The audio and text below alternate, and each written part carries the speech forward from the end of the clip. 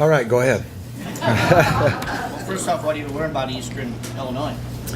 Eastern is, they're offensively much like we faced last week. They got a quarterback that's very athletic. Their two running backs are excellent, and they're very aggressive on defense. So they started out slow, lost their first three, I believe, and then they've won ever since then. So they've put on quite a show in that league, and of course Jacksonville State's the other team in that league, and so those are the two out of the Ohio Valley. So very good football team.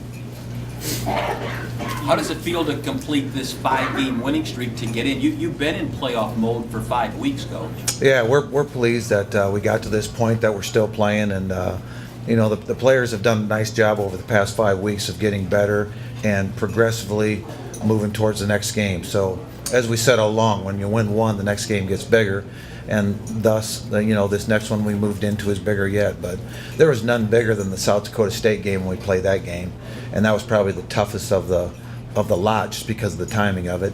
We did a good job there, and then probably the next toughest was this past weekend, because to finalize it, you didn't want to come that far without finishing the trip. And I thought we really came out well, focused, played very well in the first half, and again, it was a 3-tier deal where all three phases of the games played well. So that's what the start's always hard and the finish is always hard. And what happened in between was all good. So now we move forward and get into the playoffs. And to follow up with that, so the team's been under that pressure 5 weeks in a row.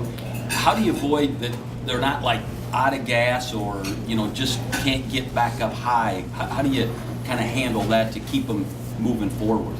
Well, how do you move them forward? How do you keep them, enough gas in the tank? Well, there's a lot to play for, and I feel our team is at a stage right now that we're actually still getting better. I mean, and when I say that, just little things. And if we can continue to do that, last week we threw for a 70% completion ratio, and I think that's the first time this year. So but we focused on that. It was just something you could get better in within 2 days. And we'll do the same thing this week. What can we do a little bit better this week that we can improve in a 2-day practice? So, and then yet keep everything alive. So, it's more put your focus on the purpose and maybe the smaller things, the more detailed things, instead of trying to look at the big picture, because that'll engulf you and kind of consume you if you looked at it that way. So we'll just look at the people that we're playing this week and get ready for them. As a follow-up to that, the way you guys have been kind of locked in playing, would you rather have a bye to open the playoffs or play this home? The bye is.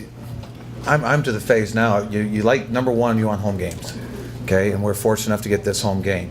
The bye would have gave you multiple home games, so I'd trade for multiple home games. But it doesn't bother me as long as we're playing. We've done a nice job these past 5 weeks of doing what we did, and and making progress. So we can't wish for anything that we don't control, and right now we control a lot of things, and that's the upside of this whole thing, is we really do control a lot of things. And the first one is that we do get a home field advantage, but yet at the same time, it's you got to be prepared for these guys, because everybody is a top 16 team right now, and just looking forward. They're winners. They know how to win. They know how to win close games.